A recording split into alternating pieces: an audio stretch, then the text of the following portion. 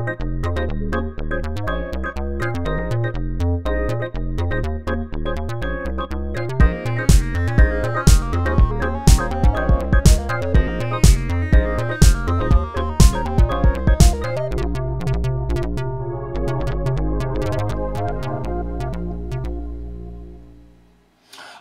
Prime returns with the old cast of characters and a bunch of new Decepticons to wage war on a little planet called Earth. Hello there to everyone in cyberspace. As always, for RealScreenReviews.com, I am film critic Iacobucci, and our next movie review is the soon-to-be summer blockbuster The Transformers: The Dark of the Moon. This third installment of the very popular franchise opened globally on Wednesday, June 29, 2011, and it once again features the on-screen talents of Shia LaBeouf, Josh Duhamel, John Turturro, and Tyrese Gibson. Joining them this time and new to the franchise are Rosie Huntington-Whiteley, Patrick Dempsey, Academy Award winner Frances McDormand, and this film, just as the previous two, come to us from director Michael Bay, the man responsible for Bad Boys, worldwide sensation Armageddon, and one of my personal favorites, The Rock. This time out, he attempts to bring a darker and more serious tone to a series whose second chapter left even die-hard fans questioning their loyalty to the Autobots and the Decepticons. Now our tale begins by telling us how the United States and the Russian space race that was so active in the 1960s, well, that was all just a ploy to see which superpower could retrieve the secret technology of the Transformers that accidentally crashed into our moon. We also catch up with our all-too-familiar anti-hero Sam Witwicky, portrayed by Shia LaBeouf. He has graduated from college, but not from the eye of his parents or from Optimus Prime, that still holds Sam in his sights as a pivotal point in the war of the shape-shifting machines. Before too long, the mysteries that are hidden on the dark side of the moon will result in a conflict so big that the safety of the Earth will hang in the balance, and will the Autobots be enough to keep us and our planet safe? Well, people, this Transformers movie is light years better than the last one, which puts it smack dab in the middle of average. Now, right off the bat, I actually need to compliment at least a few things. The first and biggest commendation that I can give Michael Bay is thank God he slowed down the major conflicts and the battles between the opponents enough for the audience to see what was going on.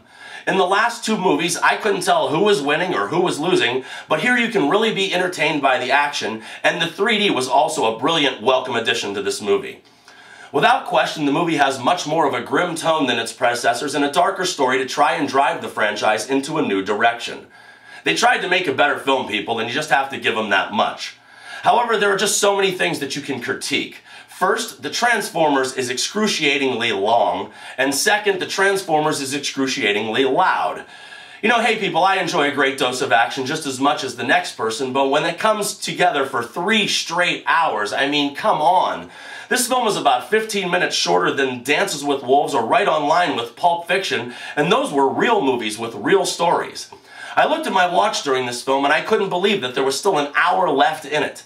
I distinctly remember thinking, what are they going to possibly do for another 60 minutes? And I should have already known, because it's a Michael Bay film, they're going to blow up more stuff. This brings me to the lead actors and human characters.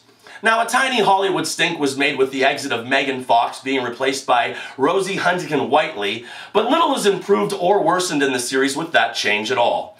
It's not that Megan Fox or Rosie give a good or bad performance, it's the people that they bring to life are nothing more than nothing characters in the first place. Now, they're not well written to begin with, and the only point that I can find in casting either of them in the project is anything but their acting ability. And absolutely the same can be said about Shia LaBeouf. You could easily have taken the kid from I Am Number 4 and put him in this film with nothing more than a 100-word explanation as to why we were watching him instead of Sam Witwicky, and it wouldn't have suffered in the franchise a bit or the box office totals at all. You know, while watching this movie, I think I came up with a heck of a drinking game. When you're watching Transformers: Dark of the Moon, every time a character in the film screams the name of another character in the film, you have to chug your drink until they are done screaming. I mean, Sam yells Optimus and Carly more times than they say the words Carol Ann in all of the Poltergeist movies combined. Add that to her yelling Sam along with everyone else's rants, and you will have quite a serious buzz going into the film's final act. Now, I did enjoy Leonard Nimoy coming out of retirement to reprise his voice work on the Transformers feature.